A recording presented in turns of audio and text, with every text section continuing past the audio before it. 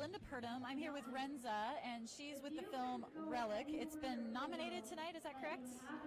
Okay, nominated with the Utah Film Awards. And will you tell us a little bit about the film?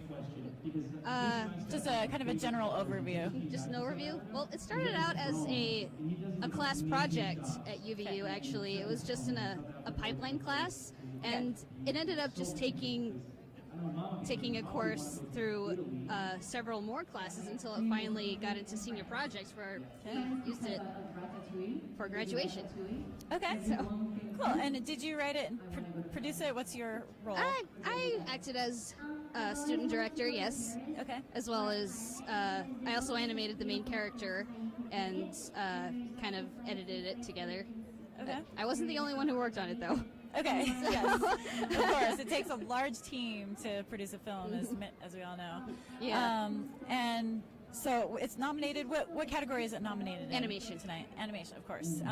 Just overall film, or for something for music, or just animation in animated general, film, as far as I know, anyway. So with such a small team, how long did it take to make?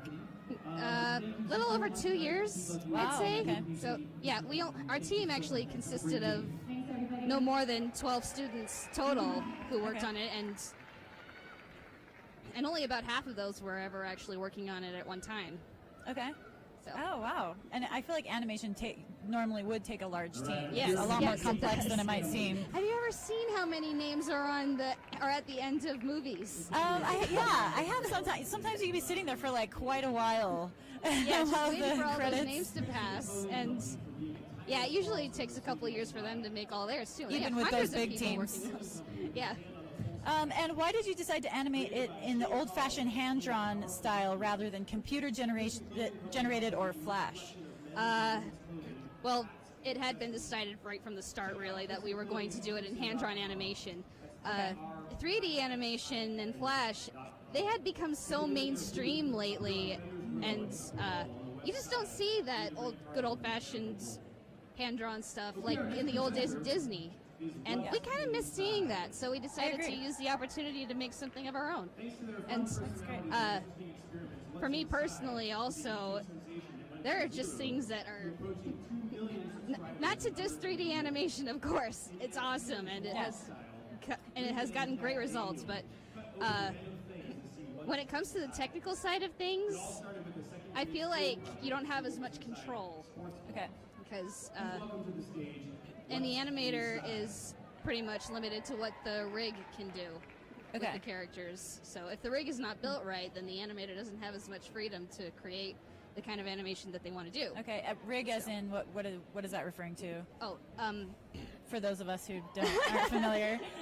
Yeah, when it comes to 3D animation, you build like a puppet, and then you create that model in the computer, and then you move it like a puppet. Oh, I don't think I had.